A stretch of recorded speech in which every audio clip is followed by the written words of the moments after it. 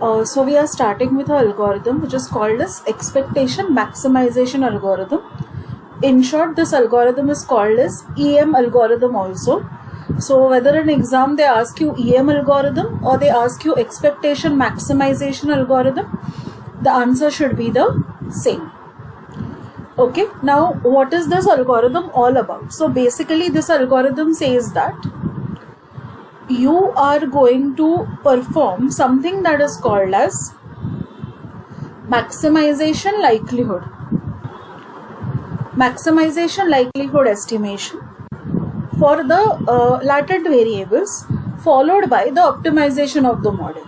So these two steps are going to be repeated till there is some kind of convergence. Okay. Now whether you want to identify the missing data, or you are using some clustering algorithms like GMM. We had a reference to GMM earlier. So this is that GMM, Gaussian mixture model. So this EM algorithm, basically it is an iterative procedure जिसमें दो steps होते हैं, expectation step and maximization step, and we go on repeating these two steps. So the first step, E step, is actually called as estimation step because we are estimating the value for the latent variable, followed by maximization step. As I told you earlier, we are trying to optimize the model in this particular step. So what is your E step? Estimate the missing variables in the data set. What is your M step? Maximize the parameters of the model in presence of the data. So how is this E step performed? You can see the formula for the E step.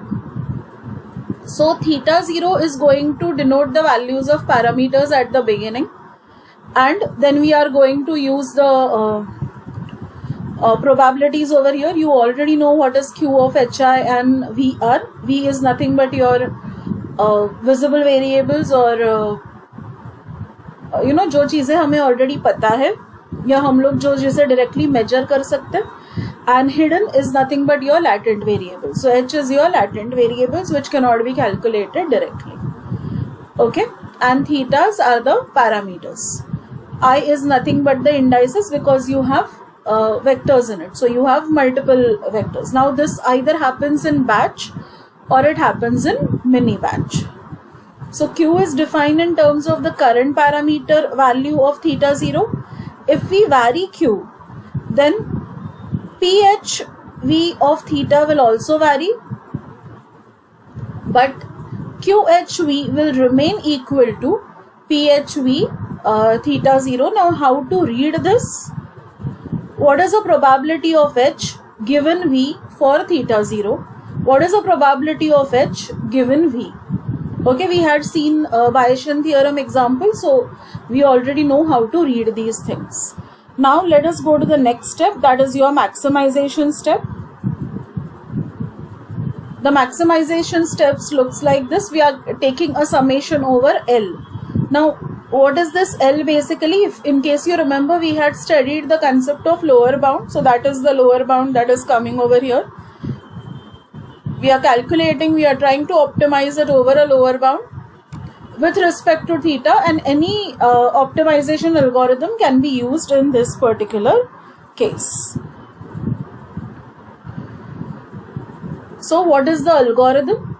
You are given an incomplete set of data and you are given a starting parameters. Now you perform your E step where you are estimating the things. So using the observed available data of the data set, you are trying to guess or you are trying to estimate the values of the missing data. Now in maximization or your M step, the complete data generated after the expectation step is used in order to update the parameters, and you repeat step 2 and 3 till you get the convergence, till the point there are no updations in the parameters. Now, why do we use this particular algorithm? What is the use of this particular algorithm? So the very first point you can see is we want to know the values of the latent variable. That is the reason we use it. It can also be used for the purpose of estimating parameters of your HMM, that is your hidden Marlowe model. It can be used for filling in the missing data in the sample. So if your data has missing values, you cannot use that data directly. It will give you incorrect results, unreliable results. So first use this algorithm, get the values of missing data, and then use it wherever you want to use that updated data. It can also be used as a basis for unsupervised learning of clusters. Now, E step and M step are quite easy for many problems. It is generally guaranteed that likelihood will increase with every iteration. So more iterations you have, better output you will be getting. And the solutions to M step often exist in a closed form. But one thing you need to remember that EM algorithm has slow conversion. So it will take time to converge, and it makes conversions to the local optima.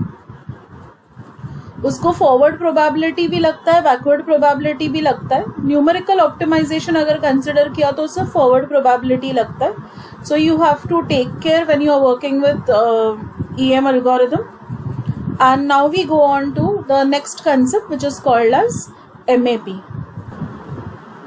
So let us understand what is this basic concept of maximum or posteriori. So it basically says that, rather than finding out all the possible values and their probabilities, which sometimes can be time consuming and difficult, we would like to find out a single most likely value for our variables. Okay, so inference is something that is referring to computing the probability distribution of one set of variables when some other set of variables are given. So usually what we have is our V is there with us, and using V we try to find out H, correct? So we are usually interested in computing P of H given V. So this is something that we always do. So alternative form, as I told you earlier also, कि MAP में हम लोग क्या करने की कोशिश करते हैं? We try to compute the single most likely value of the missing variable rather than inferring the entire distribution over the possible values. So सारे के सारे values नहीं चाहिए हमें सिर्फ एक जिसका maximum priority है वो value चाहिए. Okay? So when we talk in terms of latent variables, I want to calculate the value of latent variable, the formula becomes like this. I want only one value, correct? So this is known as MAP inference. Now we have already seen how Bayesian theorems help us for calculating the conditional probability. So conditional probability of one outcome given the another outcome, using the inverse of this relationship can be stated as follows. So this equation you already know. What is the probability of occurrence of A given that B has already occurred? So what is the probability that B will occur given that A has already occurred? So this is, we know the prior probability and we want to calculate the posterior probability. So the quantity that we are calculating is typically referred to as posterior probability of A given B. So that is what I was telling you कि अगर हमें पता है कि B is already existing, what is the probability that A will also exist? P of A is referred to as the prior probability of A, as I told you earlier कि as per your prior knowledge, what is the probability of A? Normalizing constant P of B can be removed, and the posterior probability can be shown as like this. So we are removing P, or simply you can write it like this. Instead of saying proportional, you directly say equal to. Now this is a helpful simplification as we are not interested in estimating a probability, but we want to optimize the quantity. So proportional quantity is good enough for our purpose. हमें exact estimate नहीं चाहिए, हमें approximate estimate चाहिए. So when we talk of our distribution and parameters, this is how the equation will look like.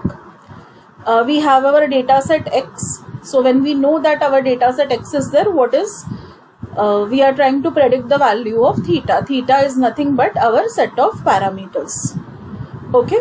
So we are maximizing this quantity over a range of theta that solves the optimization problem, estimating the central tendency of the posterior probability. What is the posterior probability? This is the posterior probability, that is P of theta given X. Okay. And what is our aim? Our aim is to maximize P of X theta into P of theta. See, we want to maximize this, correct? And this is equal to this. So in turn we are saying that maximize the RHS. So you will obviously maximize the LHS. So in machine learning, maximum posteriori optimization provides the Bayesian probability framework for fitting model parameters to training data, and an alternative and sibling to perhaps more common maximum likelihood estimation framework. So this particular optimization technique is an alternative to maximization likelihood estimation framework. So now we go on to the next thing, that is variational inference and learning. So let us understand the concept of variational inference and learning. So variational inference typically is used when we want to approximate hard to calculate distributions कि अगर मुझे exact value नहीं मिल रहा है तो I'm going a little bit near that value if I'm not being able to calculate the exact value. So basically this method is used when you want a easier distribution to guess. So in this we are using evidence lower bound, which we have seen earlier. Ki it is a lower bound on log P of V theta, where V are your visible values or the variables जिसका value आपको पता है. Theta is your parameters. Okay. So how inference can be viewed as maximizing L with respect to Q. So we are typically trying to maximize the value of L over here. Okay. Now EM algorithm will enable us to make large learning steps with a fixed Q, and that learning algorithms which are based on map inference enable us to learn using a point estimate of P of H given V rather than inferring the entire distribution. So as I told you earlier, we don't want to go into the thing of inferring the entire distribution because that is costly for us. Okay, so the core idea behind variational learning is that we can maximize L over a restricted family of distributions Q. So we are not going behind an exact guess. We are okay with an approximate guess. Okay, and इसीलिए we are focusing on a Q, which is a restricted family of distributions. Okay. Now this family of distributions you can choose such that it is easy to compute the value which is given over here. अभी ये कैसे करोगे? For doing this, you will introduce assumptions on how Q factorizes, and to give the factorial distribution of Q, the formula is given over here. I have already told you that pi means nothing. It is a product of the term which is given ahead for all the values of I. Now this is called as a mean field approach. अभी ये जो approach है उसका basic assumption ये होता है कि we are assuming the independence to simplify Q. अभी assuming independence to simplify Q मतलब क्या? We are pretending that the variables that we have, they will not influence each other. And why are we doing this? We want to simplify the overall thing. We want to simplify the overall scenario, and that is the reason we are using this approach, which is called as mean field approach, जिसमें हम लोग ये assumption करते हैं या हम लोग ये pretend करते हैं कि the variables will not influence each other. Okay. Now if we wish to go ahead and we can also use graphical model approach, and if we use graphical model approach, then this approach is called as structured variational inference. So if you need flexibility, you want to flexibly determine how many interactions we want our approximations to capture. So for this, your graphical model approach can be used over here. I am not describing that approach right now. Okay. Now one advantage of this variational approach is that we do not need to specify parametric form for Q. So this is the basic concept of variational inference and learning. Now we will go to our next concept, which is called as discrete latent variables. Now in this topic, discrete latent variables, you need to understand that we are talking about latent variables only. But we are talking about discrete latent variables, that is, they have a set of discrete values. So the values are not going to be continuous, rather a discrete set of values. For example, you are talking about the color of the clothes. So you have 7 values, and the value that will be chosen will be one of those 7 values, just as an example. Okay. So here what we do is we define a distribution Q, typically one where each factor of Q is defined by a lookup table over discrete states. So in the example, I was talking about 7 states. In the simplest case, H is binary, and we can make a mean field assumption that we already know what is mean field assumption over here now, that Q factorizes over each individual HI. H is binary, matlab H में सिर्फ 2 ही values हैं. In this case, we can parameterize Q with H cap, whose entries are probabilities, and then Q will be given by this formula. So Q of HI is equal to 1, given the value of V is HI cap. So what is the probability that HI value will be 1? Now if it is binary, either HI will be 1 or HI won't be 1. Okay. Now after determining how to represent Q, we can simply optimize it parameters as we have used, it becomes your standard optimization problem. So you can use any optimization algorithm such as gradient descent or something else if you wish to use. Now because this optimization must occur in inner loop of the learning algorithm, it must be very fast. And to achieve this speed, we typically use special optimization algorithms that are designed to solve comparatively small and simple problems in fewer iteration. And the popular choice over here is to iterate fixed point equations in turn to solve the equations given like this. Now L here is nothing but, it can be called as your Lagrangian function. Okay, it can be called as your Lagrangian function, and the process continues till you achieve a convergence criteria.